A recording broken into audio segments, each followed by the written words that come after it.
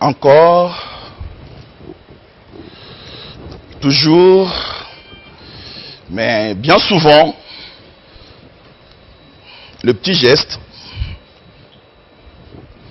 deux fois habituel,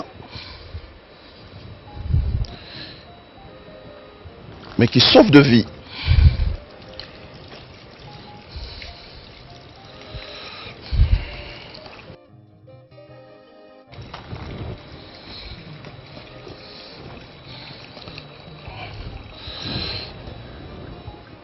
Messieurs, mesdames, bienvenue. Oh, je devrais être d'abord checké. 34.8. C'est vrai, le petit geste, deux fois quotidien, mais qui sauve de vie.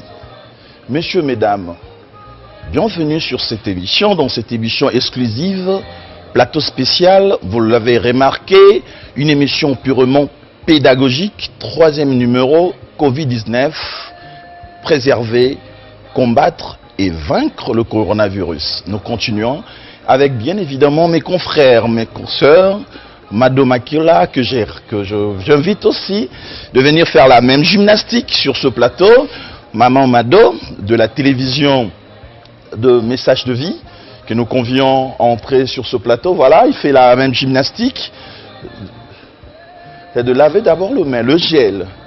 Voilà, il faut le faire bien souvent pour que ce geste protège et sauve de vie. Nous sommes tous appelés de le faire bien souvent. Voilà. Madame, alors, le gardien va toujours essayer de faire le checking, s'il vous plaît. Mamadou. Voilà.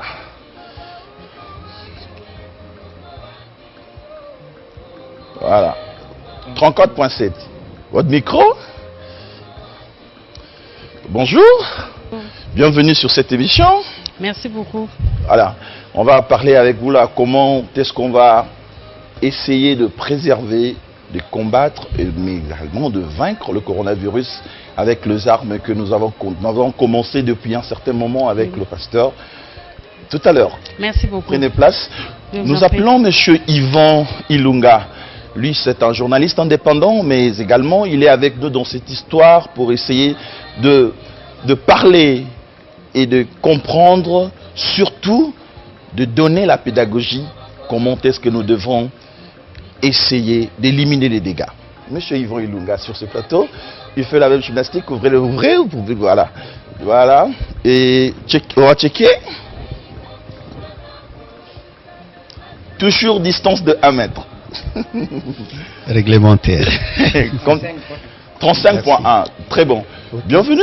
Merci beaucoup. Le téléspectateur était en soif, à caméra. De l'autre fois, on a parlé de mots de passe. J'espère qu'aujourd'hui, le pasteur sera encore à la hauteur pour nous apporter de plus et que nous n'ayons pas peur de ce qui va arriver. Ok, il faudra finalement pénétrer ces mots de passe, rassurer un peu plus et entrevoir une solution éventuelle. Finalement, on devra vaincre cette maladie qui fait parler d'elle un peu partout dans le monde. Je vous en prie, merci Yvan, merci beaucoup. Prenez votre place.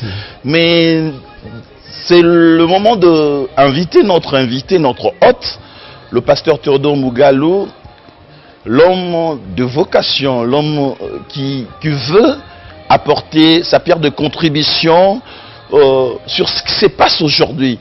Bien évidemment, à travers sa Bible, il ne laisse jamais sa Bible, c'est son arme. il fait la même gymnastique. Le petit geste, mais qui sauve de vie.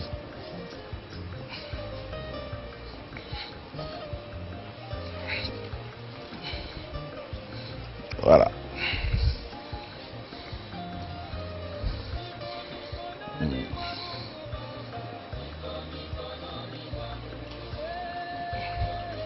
Voilà. Toujours. Messieurs, mesdames, on veut que cette émission, au-delà de mots, que nous prêchons par l'exemple. C'est vrai que, comme la Bible d'Ésaïe, en verset 91, chapitre 91, verset 5-6, dit, ne craignez rien de la terreur de ce monde, qu'on ne craigne rien de la contingent qui peut profiler un jour parce que l'Éternel est avec nous. Pasteur Théodore Mugalou, nous ne devons pas nous craindre, nonobstant le fait qu'on se réglemente dans les règles d'hygiène. Ok, bienvenue. Oui. Vous êtes permis, maintenant vous pouvez enlever votre masque parce que tout le monde est... Oh, vous n'êtes pas encore checké. Allez-y.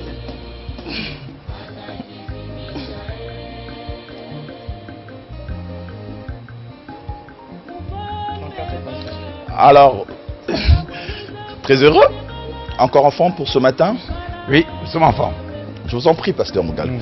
Messieurs, mesdames, nous commençons cette émission exclusive avec cette note positive parce que le chiffre, nous avons dit l'autre fois, en Belgique, il y a plus de 350 cas de maladie qui sont sortis de l'hôpital, mais cependant guéris. Mais entre-temps, l'état des lieux de cette maladie, ce n'est pas toujours fameux. Si la régie est en communion avec moi, je vais devoir, avant de commencer cette émission, qu'on suive cet élément qui nous fait l'état des lieux de ce qui se passe avec coronavirus. Et nous reviendrons sur ce plateau pour commenter avec nos confrères, mais également avec notre invité, qui nous demandons d'enlever le masque pour qu'il parle bien. Je peux parler avec le masque, hein? Pour l'image. Si la régie est avec...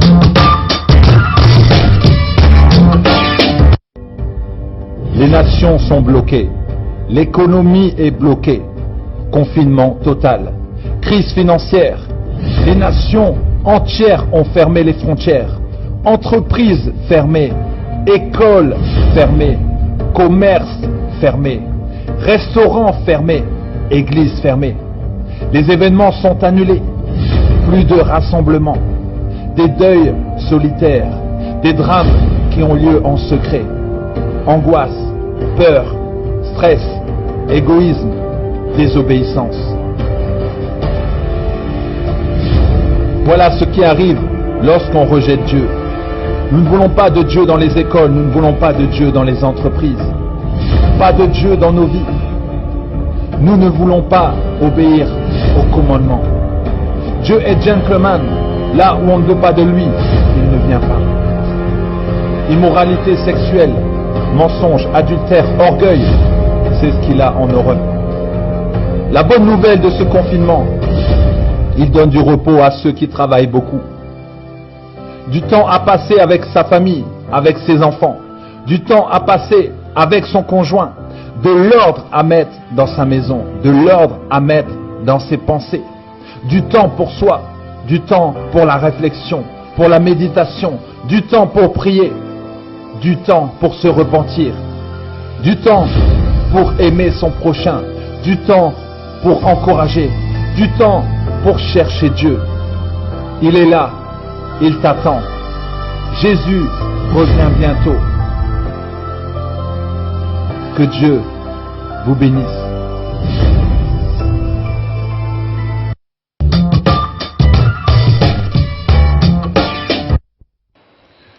Pasteur Théodore Mugalou, qu'est-ce que vous en dites après avoir vu cet état des lieux de choses, cette image pendant 1 minute 30 qui a brossé ce qui se passe dans le monde? Le monde est arrêté. On pense que c'est une manière pour Dieu de nous faire qu'on fasse focus sur lui, parce qu'on était un peu détourné. Je pense que nous devons avoir la vision globale du problème qui se pose.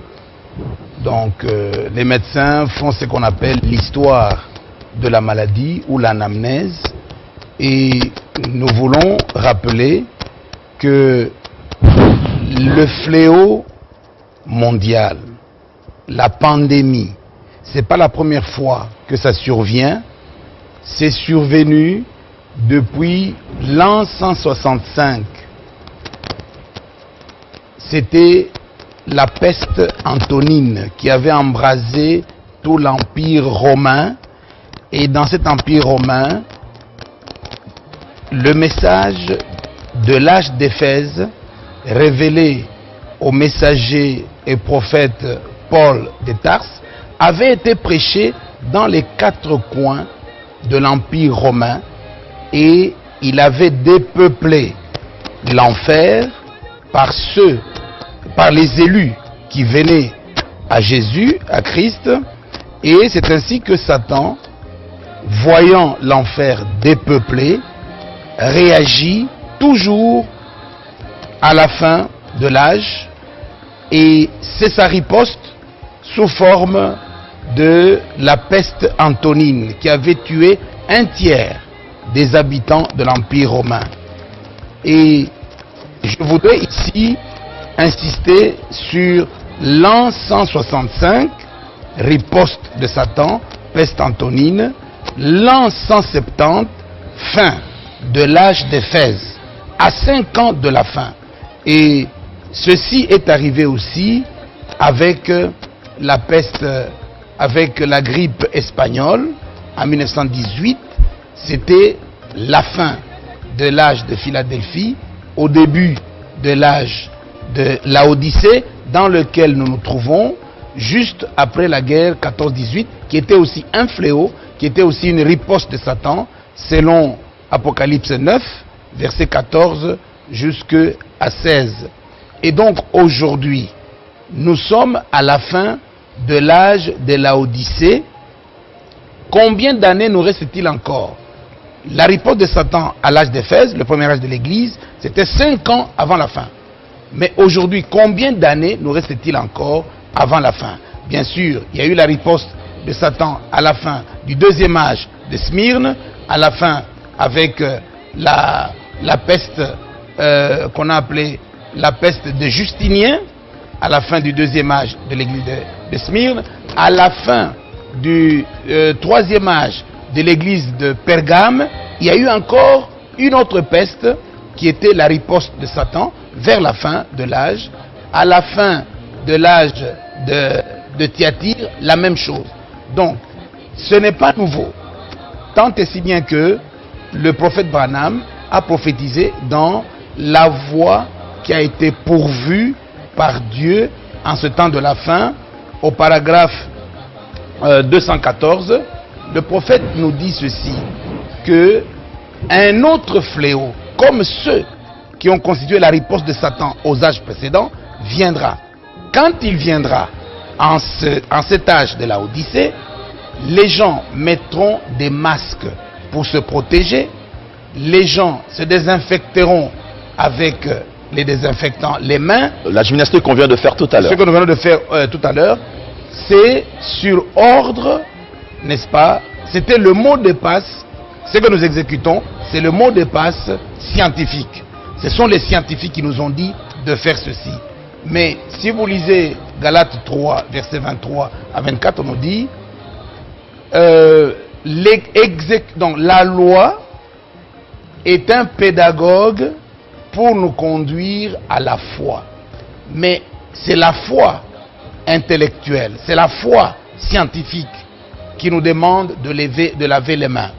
Et ça, ce sont les armes physiques, corporelles. Mais l'ennemi ici est invisible. L'ennemi ici, il est cité dans Ephésiens 6, versets 11 à 16, où on nous dit, nous combattons, au verset 14, contre les esprits méchants dans le lieu céleste. Et donc, ces gestes scientifiques, le mot de passe scientifique est très important pour tout le monde, afin que nous puissions prévenir la maladie. La prévention. Afin que nous puissions éviter la confrontation avec la maladie, nous avons besoin du mot de passe scientifique et la foi intellectuelle. Mais maintenant, les élus qui savent très bien que c'est la riposte de Satan doivent aller plus loin que le confinement dans les maisons terrestres, qu'ils aillent se confiner dans la chambre haute pour recevoir le mot de passe de la foi du cœur, le mot de passe de la grâce de Dieu qui nous donnera la puissance de vaincre. Très bien. La sœur Madame Akolo. Le révérend, moi je reste dans la Bible. Hein. Le micro, s'il vous plaît. Moi je reste dans la Bible. Hein. Je ne sais pas si vous pouvez nous aider avec votre Bible. Allez-y. C'est Nombre 6, Nombre 21, 6 à 8. Nombre 21, 6 à 8. 6 à 8, Ou oui. bien nombre 20, 6 à 8. 21, 6 Nombre à 8. 21. Oui, 6 à 8. Qui stupide, vas-y. Qui stupide. Nombre 21, nous allons lire. Oui. Je lis d'abord. 6 à 8 Oui. nous dit ceci. Alors l'Éternel envoya contre le peuple des serpents brûlants. Ils mordirent le peuple et le peuple mourut. Beaucoup de gens en Israël moururent. Le peuple vint à Moïse et dit, nous avons péché, car nous avons parlé contre l'Éternel et contre toi. Nous avons pris l'Éternel, pris l'Éternel afin qu'il éloigne de nous ces serpents. Moïse pria pour le peuple. L'Éternel dit à Moïse, fais-toi un serpent brûlant et place-le sur une perche. Quiconque aura été mordu et le regardera, conservera la vie. Pour moi, je vous considère ce matin comme Moïse. Je ne sais pas. En fait, il voulait dire dans ce texte-là. Allez-y, parlez vite. Oui, je vous considère comme Moïse. Qu'est-ce que vous pouvez faire pour les enfants de Dieu maintenant? Est-ce que vous ne pouvez pas transporter cette image de la Bible, que vous parlez comme Moïse, pour que cette terreur-là finisse à l'illustration des Écritures? Oui, ici, le peuple se trouve à Kadesh Barnéa. Et c'est à Kadesh Barnéa, si vous lisez, c'est pourquoi je parlais de Nombre 20, si vous lisez Nombre 20, c'est là, verset 1, c'est là que mourut Marie et qu'elle fut enterrée. C'est là où le peuple avait rejeté les ordonnances de Dieu. Le peuple chercha querelle à Moïse. Au lieu de l'écouter, les gens cherchaient à le contredire par des abominations. Et aujourd'hui, le peuple se trouve à quel niveau? Essayez d'examiner les constitutions des pays les plus puissants du monde, les États-Unis d'Amérique, qui ont adopté l'homosexualité, abomination qui doit conduire, selon Lévitique 18, au génocide du peuple par un fléau. Et le peuple génocidé n'aura même pas l'espace dans le sol pour être enterré. Et c'est ce que nous voyons aujourd'hui, l'homosexualité aux États-Unis, homosexualité en France, homosexualité en Italie, homosexualité dans tous ces grands pays, n'est-ce pas, la Chine, etc., qui est le pays, n'est-ce pas, du dragon, selon Apocalypse 12, verset 9. Et vous verrez qu'en Chine, l'autorité spirituelle suprême, c'est le dragon. Le dragon qui est le serpent ancien, Satan ou le diable. Ça ne se cache pas. Et la maladie est venue de là. C'est une bombe bactériologique qui a explosé entre les mains des laboratoires militaires. Et donc, regardez maintenant comment les gens sont en train de mourir, massacrés, n'est-ce pas, massacrés. Et hier, c'était 1000 morts en Italie. On ne sait pas où les enterrer. Lévitique 18 dit au verset 24-25, la terre vomira ses habitants. Maintenant, que faire? Je voudrais vous recommander de faire ce que le prophète Branham a fait. Qu'est-ce qu'il a fait? Un jour, c'est ce que je vais vous recommander, la foi, le prophète Branham avait recouru à la foi d'un Africain qui était à l'époque de Jésus-Christ. Vous savez très bien que l'Afrique a toujours été le lieu de confinement, d'abord d'Abraham avec son épouse, Moïse. Lorsque son épouse avait été convoitée par Pharaon, C'était la terre de confinement De Moïse. de Jacob d'abord, avec, n'est-ce pas, ses enfants, et une famille de 70 personnes qui étaient allées se confiner là-bas parce qu'il y avait la famine. Un fléau qui était la famine, qui avait frappé le monde pendant 7 ans. Et c'est ainsi que Moïse sortira de ce confinement-là avec le mot de passe pascal. Et n'oubliez pas que l'enfant Jésus a aussi été en confinement en Égypte. Et je voulais vous parler de cet homme-là, africain, le seul homme qui a secouru Jésus. C'est Simon de Cyrène. Cyrène, c'est l'une de 5 villes de la colonie grecque qu'on a appelée la Libye. La Libye, c'était l'Égypte. Parfois on l'appelait l'Égypte, la Libye, la Nubie, qui commençait depuis l'embouchure du fleuve Nil jusqu'à la source du fleuve Nil. Et on cite souvent le Soudan, n'est-ce pas? Le Congo aussi faisait partie de cette Libye, parce que cette Libye venait de l'Égypte jusqu'à l'océan Atlantique. Vous pouvez voir cela sur Internet. Et c'est pourquoi vous trouverez ici au Congo, n'est-ce pas, si vous lisez Ézéchiel 28, verset 14, toutes les pierres précieuses du jardin d'Éden se trouvent au Congo. Lisez la liste. Onyx, jaspe, etc., diamant, l'or, ainsi de suite. Et alors, le prophète Branham, pour prier pour une femme qui était aveugle, il a dit ceci: bien-aimé cher Jésus, nous avons ici une descendante de Simon de Cyrène, cet homme de couleur noire qui avait secouru Jésus en portant sa croix. Voici l'une de ses descendants qui est aveugle. Je voudrais, Seigneur, que tu te rappelles la foi de Simon de Cyrène, dont la femme est héritière, pour lui donner la guérison au nom de Jésus-Christ, et la femme a ouvert les yeux. Très bien. Alors, nous sommes héritiers de Simon de Cyrène, d'abord par la foi du message du temps de la fin. La foi de la parole parlée par le sang de Jésus-Christ. Prions aussi de la même manière. Nous sommes aussi héritiers, n'est-ce pas, du continent de cet homme noir. Nous sommes aussi héritiers de sa peau noire. Okay. Nous pouvons nous référer, n'est-ce pas, à la foi de Simon de Cyrène. L'Africain. Simon de Cyrène avait eu le mot de passe qui lui avait donné la soif d'accepter la croix et de soutenir Jésus-Christ, de secourir Jésus-Christ. C'est le seul homme.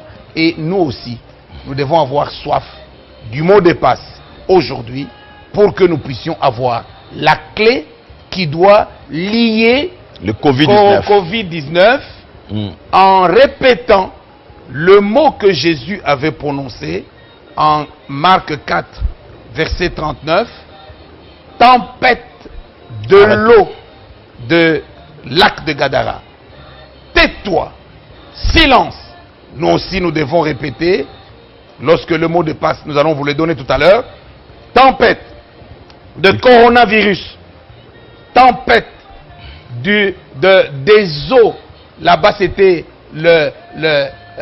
les eaux de la mer Rouge, tempête de l'atmosphère de coronavirus, silence, tais-toi. Voilà ce que nous devons faire. Très bien. Frère Yvon Ilonga. Merci révérend et merci Paty. Je voudrais revenir un tout petit peu à votre canevas avec les âges de l'Église, tout en ressortant la réplique, voilà, la réplique de Satan. Ma préoccupation, c'est de voir dans ce que vous avez dit, est-ce d'une part la réplique de Satan et d'autre part, la justice de Dieu qui s'abat sur l'humanité pécheresse. Comment conciliez-vous les deux situations? Satan qui réplique et Dieu qui juge. Le prophète le dit dans la prédication que je vous ai donnée, la voie pourvue par Dieu en ce temps de la fin. Il dit ceci, et dans le premier sceau, il dit ceci, que à la fin, vers la fin de chaque âge de l'Église, l'enfer est dépeuplé par l'Évangile. Et Satan, constatant que son royaume est dépeuplé par cette génération-là, il demande à Dieu de riposter comme il avait demandé à Dieu de riposter contre, n'est-ce pas, Job. Satan est allé demander à Dieu, autorise-moi d'aller frapper Job. Il dit, tu peux frapper son corps, et aujourd'hui, coronavirus, on est en train de frapper le corps, mais ne touche pas à son âme. Et c'est-à-dire que, pour Dieu, ceux qui ont rejeté le message qui doit dépeupler l'enfer sont exposés à être frappés. Et c'est-à-dire les gens qui ont reçu le message de notre temps, mais qui ne veulent pas vivre les ordonnances, qui désobéissent, sont des enfants prodigues par rapport, n'est-ce pas, au message de notre temps. Il y a d'autres qui ne veulent même pas écouter ce message, sous prétexte que, non, Branham, parce qu'on cite le nom de Branham. Mais qu'est-ce que Branham vous a fait? Est-ce qu'il avait pris votre femme? Qu'est-ce qu'il avait fait contre vous? Parce qu'ils disent que le Branham c'est un dieu, entre parenthèses, blasphème. Non. Oui, justement, nous avons les frères du message qui ont rejeté le messager en le prenant pour Jésus-Christ, en baptisant au nom de Branham. Voilà, n'est-ce pas, la stratégie du diable.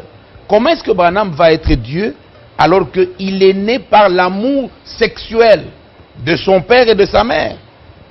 Branham ne peut pas être Jésus. Jésus est né en dehors de relations sexuelles. Mais Branham lui-même a témoigné. Il nous a donné le nom de son père, de ses ancêtres, et comment son père, n'est-ce pas, a aimé sa mère, et quelle était la vie de son père. Et lui-même, il dit, je suis votre frère, je suis mortel. Il y a même des frères, quand le frère Branham est décédé, n'est-ce pas, qui ne voulaient pas l'enterrer, disant qu'il va ressusciter. Mais l'immortalité qu'il avait, c'était l'immortalité de l'âme. Et le frère Branham se repose, il ressuscitera avec nous. Dieu lui a donné le message du salut pour les élus du dernier âge de l'Église, comme il avait donné le message du salut pour les élus du premier âge de l'Église, prêché par Paul de Tarse, l'évangile de paix, qui était en même temps, n'est-ce pas, prophète, et qui lui a présenté la fiancée. Mais maintenant, c'est pourquoi il parle souvent de la fiancée, la fiancée. Et au temps de la fin, la fiancée a grandi au 7e âge de l'Église. C'est devenu une femme qui doit se marier. C'est pourquoi les noces de l'agneau, c'est pour bientôt, surtout que nous sommes en train de vivre la riposte de Satan qui va frapper ceux qui rejettent le message, qui ont toujours rejeté le message, en disant des histoires qui sont diaboliques, que baptisé au nom de Branham, etc. C'est diabolique ça, que Branham est Dieu, c'est diabolique, c'est la stratégie de Satan, afin que les gens puissent rejeter le message. Et aussi, n'est-ce pas, Satan devra récupérer tous ceux qui ne veulent pas de l'enlèvement, doivent être récupérés. Et donc c'est dans ce sens-là que je peux, de cette manière-là que je peux vous répondre. Ok, nous avons donc d'une part l'Apocalypse qui s'accomplit, oui, avec le message de William Branham. Donc vous annoncez la fin des temps, mais aussi la parousie ou l'enlèvement pour l'Église. Mais en même temps, nous devons faire face à l'évidence du coronavirus. Les fléaux, comme vous l'avez dit, ils frappent sans choisir qui est dans la foi et qui ne l'est pas. Mais dans un premier temps, vous avez recommandé la foi scientifique. Jusqu'à quel niveau? Parce que nous savons par exemple que la femme, à la perte de sang, a recouru à la foi scientifique jusqu'au moment où il a dû finalement toucher Jésus-Christ. Toucher Jésus-Christ. Oui, effectivement, je vais compléter avec ce que la sœur a dit quand nous avons lu Nombre 21, de 6 à 8. Qu'est-ce que Moïse a fait? Moïse, n'est-ce pas, a présenté le serpent d'airain. Le serpent d'airain, c'est un serpent déjà mort, qui représentait Christ crucifié. Et il suffisait d'obéir, de croire que si je regarde le serpent d'airain, je serai guéri. C'était le mot de passe qui était donné. Mais les gens qui étaient à 200 km sont mordus par le serpent. Qu'est-ce qu'ils vont faire? Eh bien, ils vont tout simplement se tourner du côté où se trouvent. Ils doivent manifester leur obéissance, n'est-ce pas, au mot de passe. Il dit j'obéis. Et il s'engage sur le chemin. Il commence à marcher pour aller là où se trouve le serpent d'airain. En témoignant cela, il contredit Satan. Il sort, n'est-ce pas, de l'emprise de Satan. L'échelle de Jacob descend pour celui qui s'engage sur le chemin comme Jacob.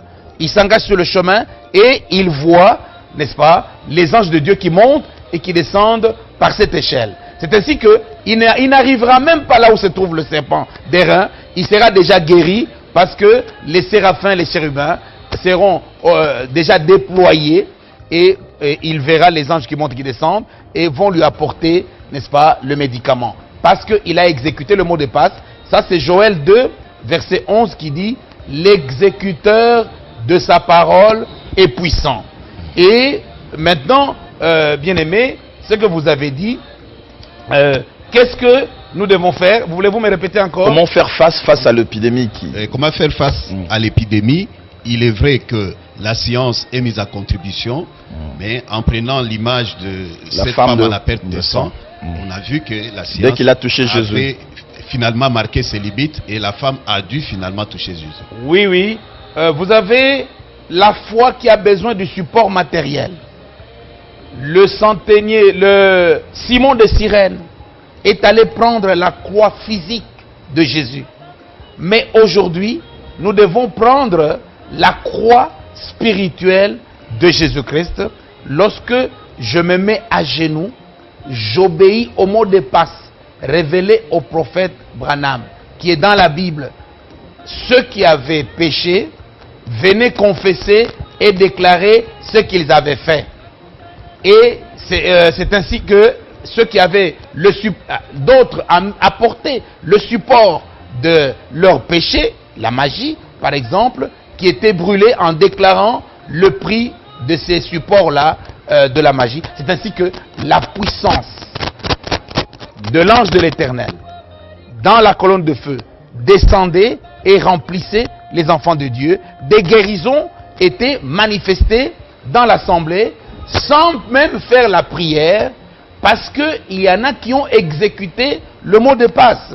Et regardez ce que dans Acte 12, verset 12, il y avait une petite assemblée de Marie, la mère de Jean-Marc, qui priait pendant que Simon-Pierre était en prison. Ils ont prié. Ça, c'est la foi du centenier romain. Et c'est une foi qui est plus puissante que celle de la femme qui avait, n'est-ce pas, l'écoulement du sang. Ils ont prié. Dieu a envoyé l'ange de l'Éternel jusqu'en prison, qui a ouvert le portail de la prison, qui a ouvert le cachot et qui a fait tomber les menottes que Simon-Pierre avait aux mains. Et l'ange lui a dit, Simon-Pierre, mets ton manteau, mets tes chaussures, lève-toi, suis-moi. Et il est sorti de la prison. Je vous donne un autre exemple, n'est-ce pas? Parce que la femme qui avait 12 années de sang, l'écoulement de 12 années de sang, c'était une femme ménopausée déjà. Et bien cette femme-là avait la foi qui avait besoin d'un support matériel. Physique. Devait marcher comme ceux qui allaient à destination du serpent d'airain. Et elle répétait dans son cœur deux Écritures. Dieu, tu as dit dans Ésaïe 35, versets 4 à 8. Dites à ceux qui ont le cœur troublé, votre Dieu viendra. Il viendra lui-même et vous sauvera. Et j'ai appris que ce Dieu-là est venu. Ça doit être Jésus. Si je peux seulement toucher, n'est-ce pas, son vêtement, je serai guéri. Si je peux seulement toucher son vêtement. Donc sa foi reposait sur un support matériel. C'est ainsi qu'elle est arrivée, elle a touché et elle était guérie. Le centenaire romain n'avait pas besoin, n'est-ce pas, de support matériel. Il a dit seulement un mot. Et c'est ça la foi du message du temps de la fin. Le prophète Branham, dans son assemblée, on avait volé une camionnette. Et les frères sont allés à la police pour que la camionnette soit restituée. Et arrivé là-bas, la police a dit, nous sommes incapables, les gens changent de plaque, n'est-ce pas, de voiture, même la couleur de la voiture, de la camionnette, et ils sont rentrés chez leur pasteur. Pasteur Branham, la camionnette est volée, la police est incapable, et lui, il a dit ceci, vous ne pouvez pas utiliser la loi pour convaincre Satan à lâcher prise. Nous devons utiliser le mot de passe. Il a pris Matthieu 18, verset 19, avec 5 autres frères, se sont mis à genoux et il a exécuté le mot de passe, Matthieu 18, verset 19, et ils ont envoyé l'ange de l'Éternel, l'échelle de Jacob, la colonne de feu, qui est allée jusque là où se trouvait le voleur, à 1000 km déjà, et les séraphins sont descendus pour le gronder, le réprimander, retourne la camionnette.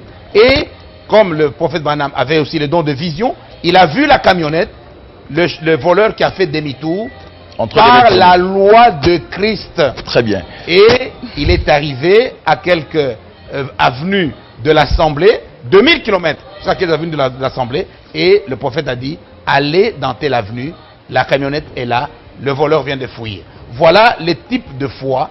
Maintenant, nous devons présenter ce mot de passe. Très bien.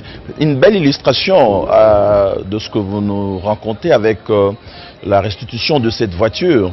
Vous nous avez parlé tout à l'heure aussi de chaque âge avait comme ça de peste, des épidémies. Mais aujourd'hui, nous voulons savoir quelle était la partition de l'Église, les hommes de Dieu, la partition de ces leaders qui ont eu ce mot de passe à ces temps-là, ce qu'ils ont fait pour que ce qui a été fait à l'époque soit fini. Parce qu'aujourd'hui, nous voulons avoir, comme on dit chez les juristes, une jurisprudence pour qu'on sache, bon, aujourd'hui, comme on a coronavirus, comme à l'époque, avec la peste de l'Espagne, de l'espagnol, peste espagnole, on avait exécuté la grippe espagnole, on avait exécuté telle chose. Nous avons fait ceci et nous avons trouvé la solution. Aujourd'hui, les scientifiques qui vous suivent, ils voudront, comme vous le dites vous-même, vous jeter l'hameçon au docteur Mouyembe, à tous ces chercheurs. Ils voudront savoir comment faire pour que, enfin, au-delà de tous les mots que nous disons, le mot de passe que vous dites là, aujourd'hui nous pouvons dire que c'est Jésus. Mais comment utiliser ces Jésus-là pour que le coronavirus prenne fin? Oui, c'est-à-dire qu'il faut avoir la bouche de la foi, les pieds de la foi, les mains de la foi, pour que nous puissions utiliser le mot de passe. C'est-à-dire, vous avez Josué. Josué, comment se fait-il que Josué puisse prononcer quelques mots et le soleil s'arrête? Ce n'est pas une légende, c'est la réalité. Je viens de vous parler de la camionnette qui a été volée dans l'assemblée du prophète Branham. Très bien. Et, oui. Mais vous aussi, à le prononcer, parce que c'est ça que les athées, les gens qui veulent venir à la foi, ils attendent des hommes de Dieu. Une prononciation, une déclaration, parce que nous avons vu à travers les internets, il y a certains pasteurs qui ont même prophétisé que la maladie prendra fin le 27. Vous savez, ne tombons pas dans la banalisation, n'est-ce pas, de ce. C'est une réalité. Coronavirus, c'est un fléau, selon les Écritures, qui va massacrer le 1/3 de l'humanité. Et c'est-à-dire 230 millions seront massacrés. On est en train d'attendre, n'est-ce pas, le pic. Et ici, je vous dis que c'est la riposte de Satan contre le dépeuplement de l'enfer. Et la riposte va aller si nous, on ne prend pas les choses au sérieux, on ne prend pas les choses au sérieux comme nos frères du message du temps de la fin de 1918. J'ai toujours répété ça, mais les gens commencent à banaliser, qui eux se sont mis à genoux, comme le frère Branham l'avait fait pour récupérer la camionnette. Si Dieu a répondu, n'est-ce pas, au prophète Branham concernant la camionnette, que vaut la camionnette par rapport à une âme? Les âmes sont menacées de génocide. Vous n'avez pas peut-être le même foi. Le foi du prophète Branham et la foi actuelle n'est pas identique. Laissez-moi vous dire ceci, que Jésus-Christ est toujours le même. Il faut aller à l'original.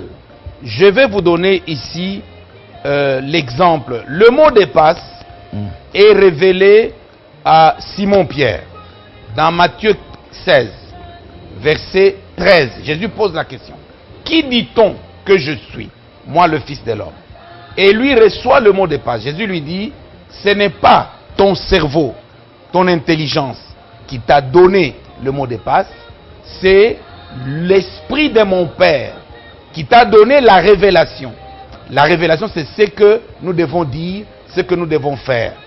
Et il dit, c'est sur cette révélation que je bâtirai mon église.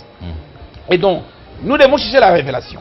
Cette révélation, dans 2 Corinthiens 12, versets 1 à 4, il faut, pour avoir la révélation, nous devons entrer dans la chambre haute. Et dans la chambre haute, le prophète Branham dit, dans Christ est révélé dans sa propre parole, je crois paragraphe 69, il dit, priez, priez, priez comme Jésus l'a recommandé à Matthieu 6, verset 9, voici comment vous devez prier, notre Père qui est aux cieux. Le Père qui donne la révélation, qui donne les mots de passe, il est dans les cieux. Et donc vous devez prier jusqu'à ce que vous allez traverser vos sentiments à vous qui sont mauvais, qui vous attachent à l'enfer, le temps, la matière, le son, les ondes. Vous devez traverser jusqu'à ce que votre âme entre en Matthieu 6, verset 6, dans la maison de votre Père Céleste, où se trouve votre appartement. Entrez dedans, confinez-vous et priez votre Père, et là il vous donnera le mot de passe. Maintenant, le mot de passe est donné à Simon-Pierre, en Matthieu 16, verset 16. Et Simon-Pierre, à qui on a donné le mot de passe, qui est la clé. Jésus dit au verset 19, je te donnerai la clé. Tout ce que tu lieras sur la terre sera lié dans les cieux. Mais Simon-Pierre n'était pas encore vidé de sa nature animale. Il n'était pas encore entré dans la chambre haute. Il avait et le mot de passe et les sentiments de Satan, et l'esprit de Satan. Jésus lui a dit, arrière de moi Satan.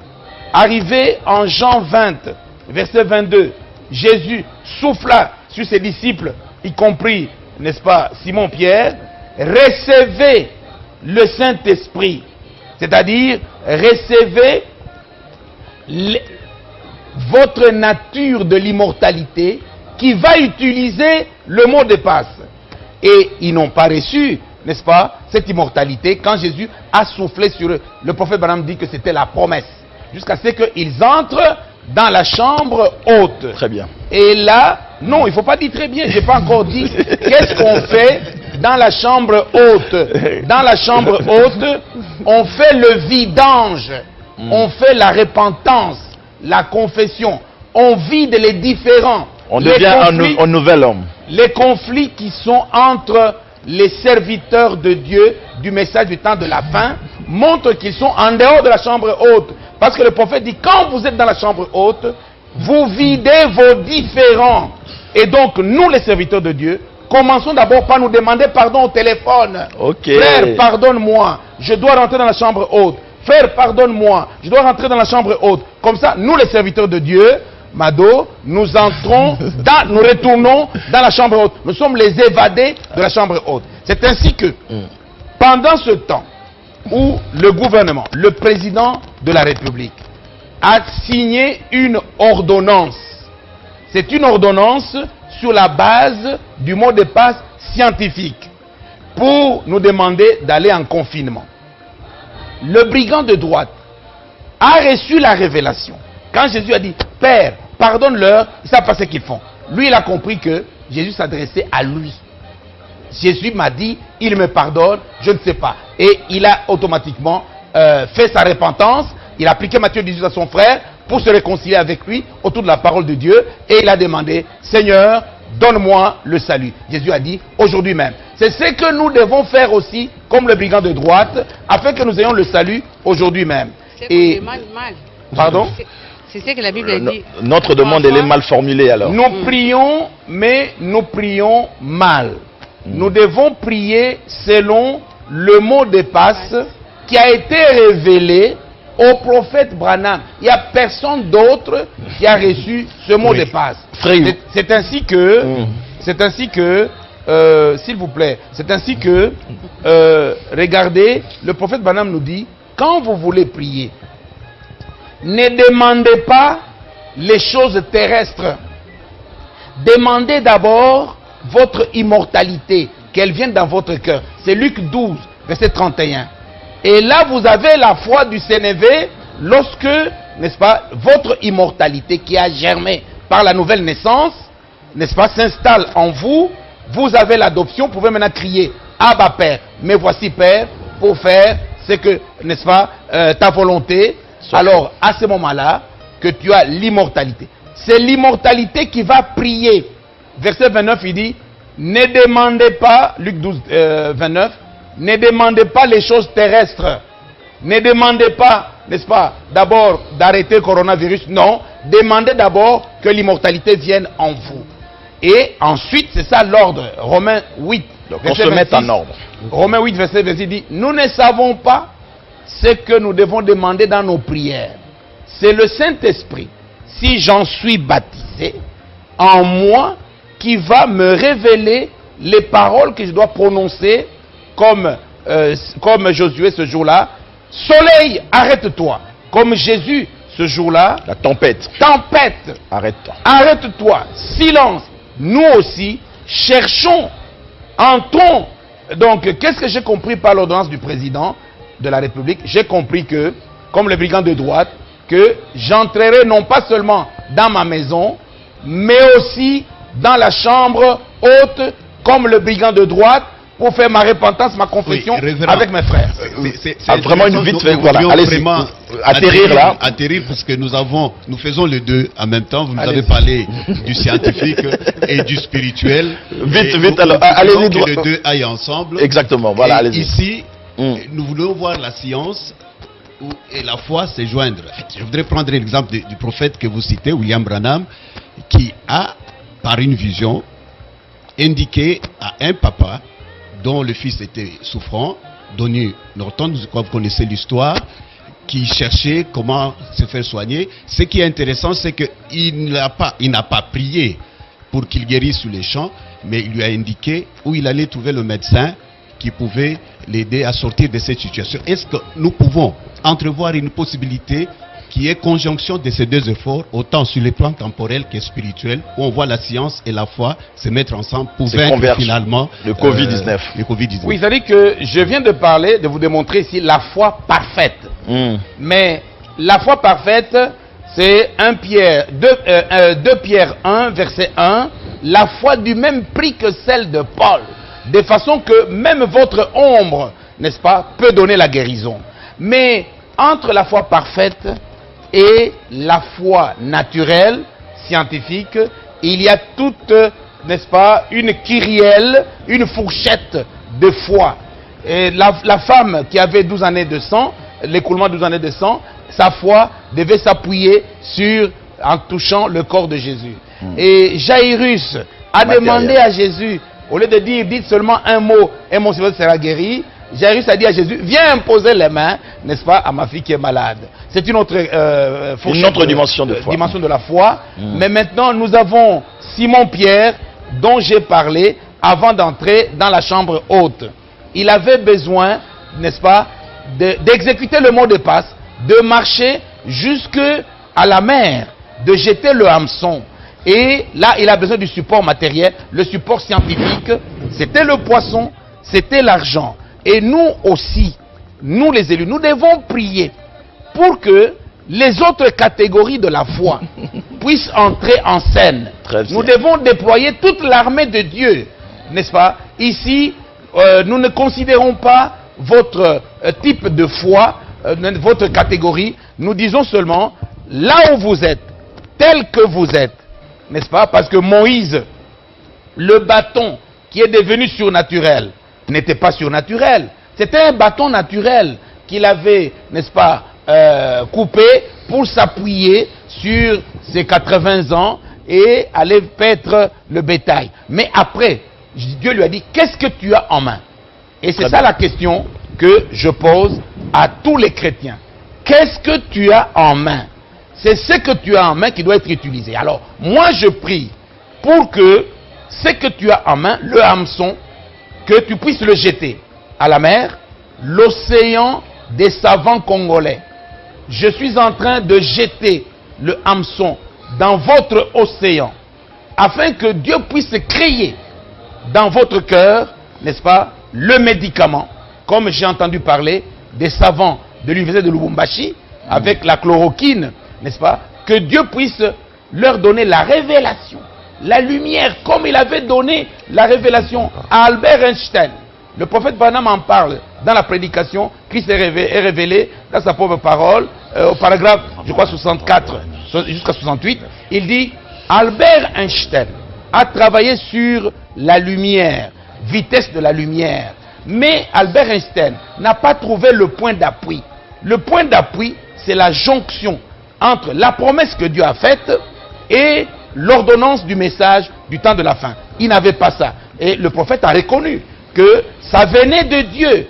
Aucune découverte scientifique ne peut se faire en dehors de Dieu. C'est Dieu qui donne cette révélation. Alors prions pour que... prions aussi selon Jacques 5, versets 14 à 16. Quelqu'un est-il malade? Le Congo est-il malade? Qu'il appelle les anciens de l'Église. Le monde est malade. Le monde est-il malade? L'humanité est-elle malade? Qu'elle appelle les anciens de l'Église.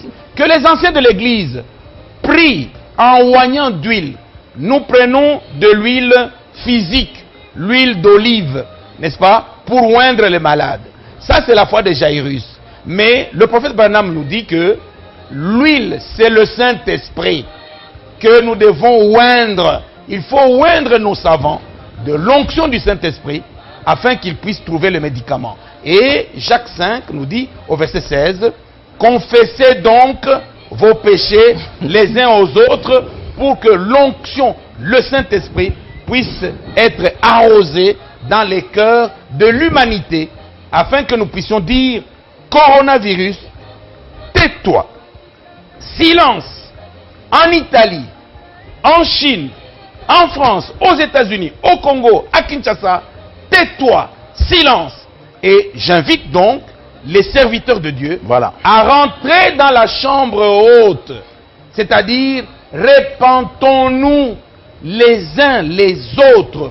Confessons nos péchés selon Jacques 5, verset 14 à 16. Alors, nous allons oindre l'humanité du Saint-Esprit pour que les découvertes scientifiques se fassent, pour que la maladie s'arrête.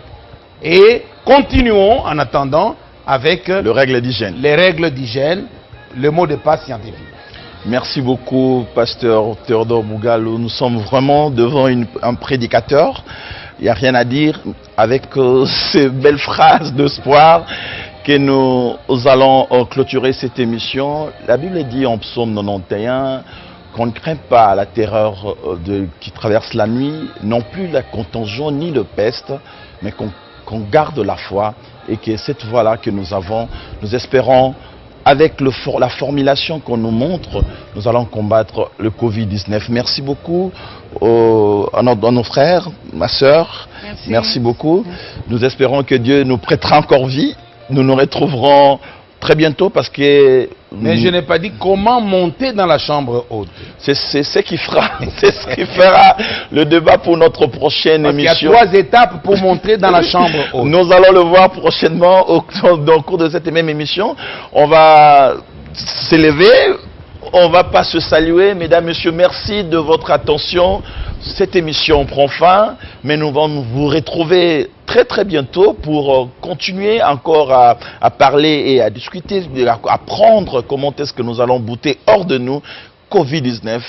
Et n'hésitez pas à nous faire des suggestions. À très bientôt et avec le même plaisir. Merci.